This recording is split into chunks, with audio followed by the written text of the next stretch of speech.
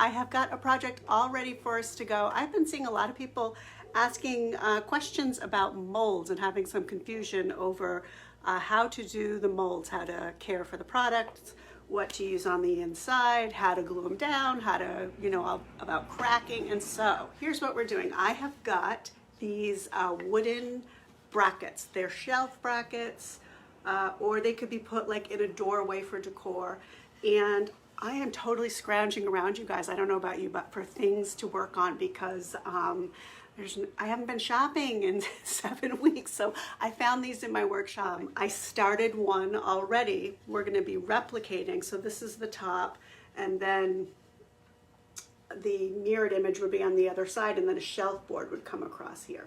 So we're going to do the same design on the one that is empty now, and then I'm going to wax this and show you how to fill in cracks if you want to fill in cracks, although you'll see I hardly got any. This is what the current packages look like, and it should be airtight sealed. So I've got one started in here that I'm going to start with, and then I'll show you how I keep this. This is flour with a brush that I kind of just dedicate to this. It's flour because I ran out of cornstarch. You could use cornstarch for your molds. I ran out. There's a convenience store next door. All they had was flour. That works great. The first thing I started with is this piece right here, which is part of Classic Elements. So that's what I am going to work on first. So you take a little bit of your flour and you just flour the part that you want. It just helps it release a little easier. Now, if you haven't used the new molds, you're going to notice that there's something on them called a micro rim, and you're going to see that the micro rim really helps you to get an even what is going to become the backing of your mold.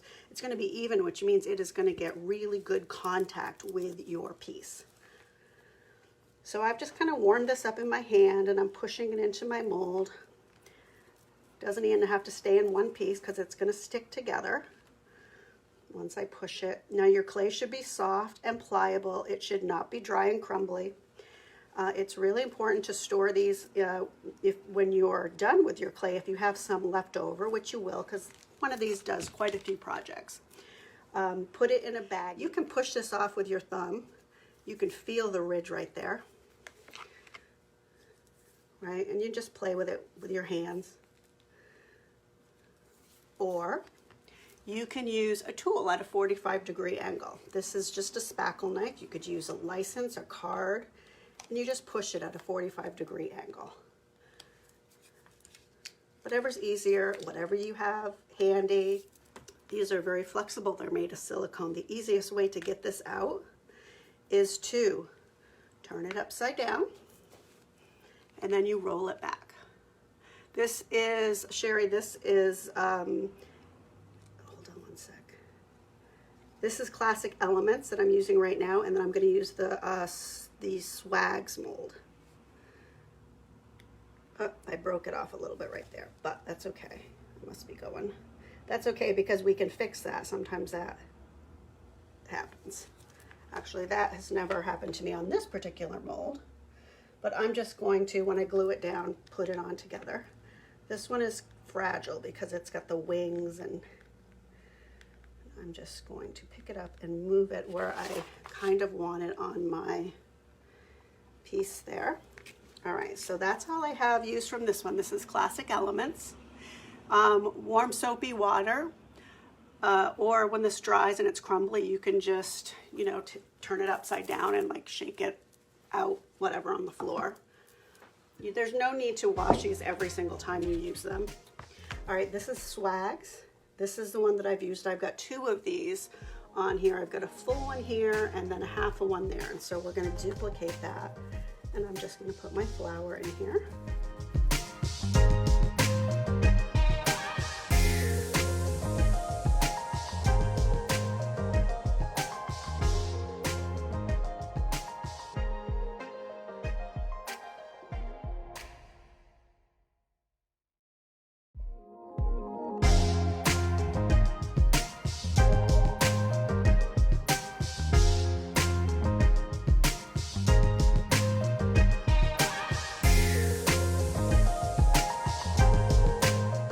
So I'm just going to lay it out first. here's the trick that something that I learned just by playing and kind of paying attention to my own habits.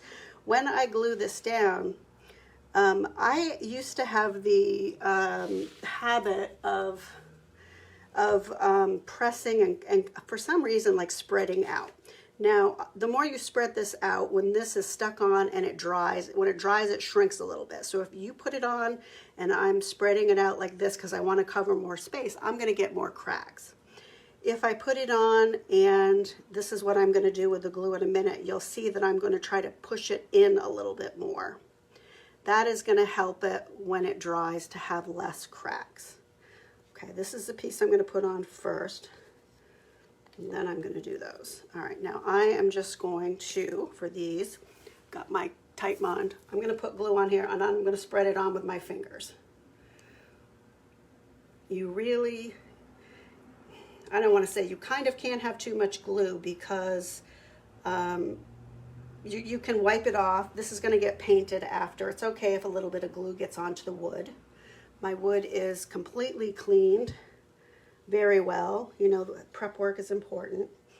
Okay, so here's how I'm going to do this. I am just going to, I will take care of that piece that fell off. You want to make sure that the glue is all the way to the edge, all the way to the edge. Some of it might squish out, that's okay. This is going to keep it from lifting and shrinking up. Trust me, you can put this on furniture and it is not going anywhere, but the glue's got to go all the way to the edge so you don't get curled up pieces. The glue is tight bond, quick and thick. That's the glue right there. Right about there. All right, and see, I am going to push it. I'm not going to push the whole thing down yet. I'm going to wait, but then I'm going to show you how I make sure to have everything on correctly. I pick it up and look at it from the side, which really was an eye-opener for me the first time I did it. That'll be fine. We're going to fix that. All right, and number 2, spread it all the way to the edge.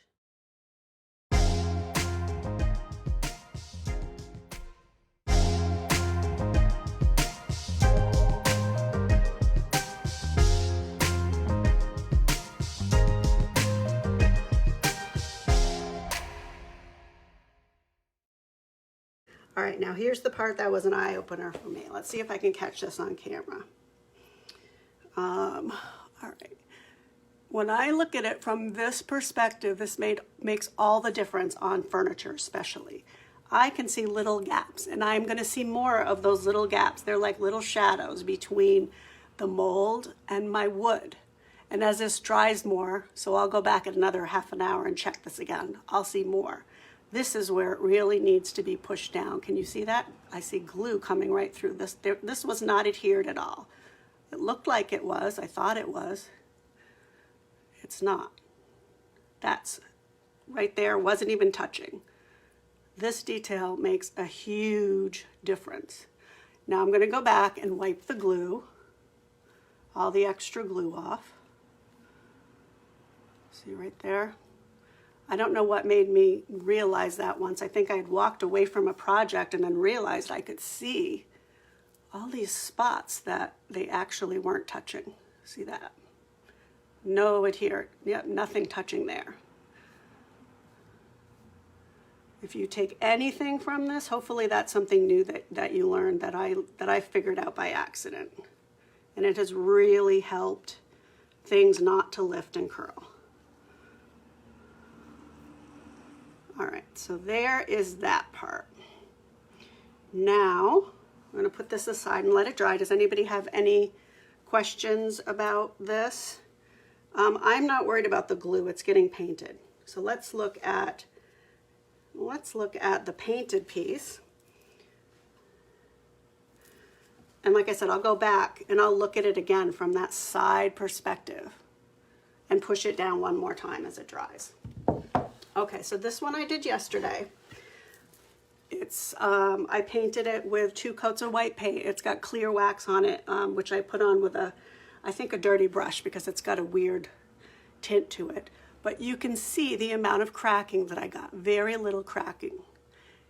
Okay, if you want to fill in the cracking, you can go in with a little bit of clay.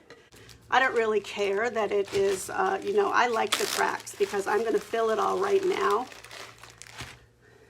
with black wax. That's what I want you to see is the detail.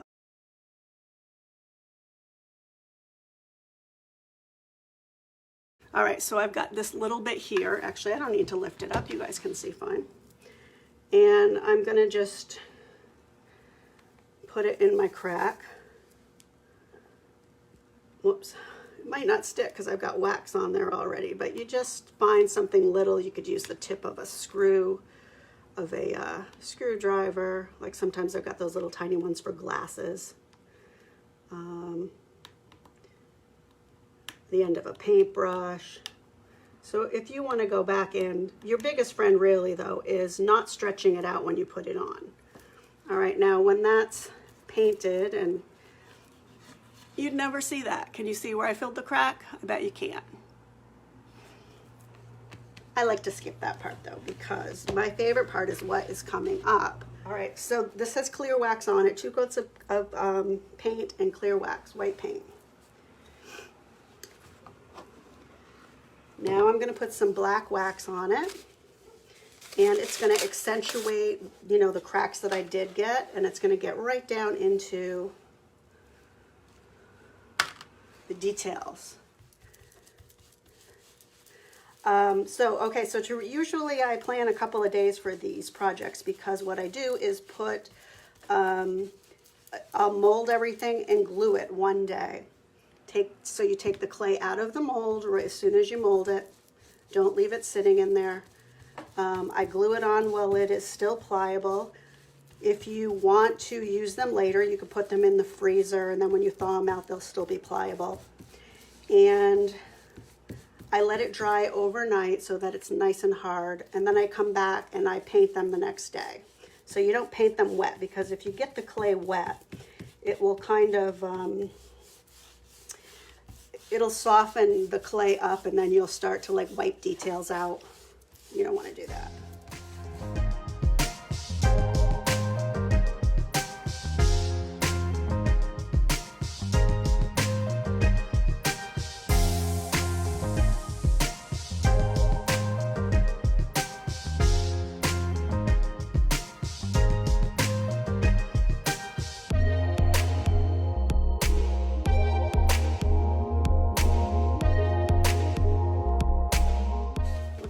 Oh my gosh. I am crazy for black wax, you guys, and I'm really loving the black, the white, the gray, and the contrast lately.